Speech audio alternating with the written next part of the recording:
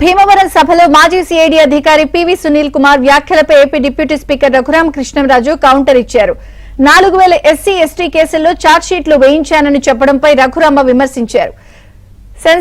Sensational ఉంటే 200 కేసులకు మించి టేకాఫ్ చేయడానికి లేదన్నారు. తన కస్టోడియల్ టార్చర్లో ఇతడి పాత్ర ఉందనే విషయం స్పష్టంగా అర్థమైందని చెప్పారు. ఛార్జ్షీట్లు వేయించడంలో పివి సునీల్ కు సంబంధం ఏమిటి అనే దానిపై విచారణ జరిపించాలన్నారు.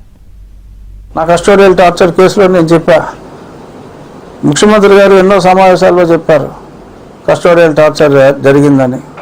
మరి అప్పుడు అతనే ఉన్నాడు. 164 స్టేట్మెంట్స్ అయినాయి. ఇతని పాత్ర క్లియర్గా స్పష్టంగా అర్థమైంది. అయినప్పటికీ మరి ఆ సంబంధిత అధికారులు ఏదో ఒకసారి 2 గంటలు 3 గంటలు మాట్లాడారు. తర్వాత మళ్ళీ మాట్లాడిన దాఖలాలు అయితే కనిపించట్లా.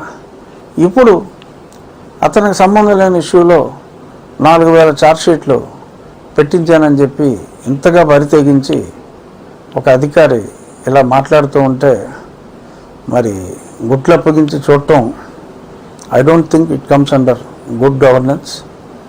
సో ఇది డెఫినెట్గా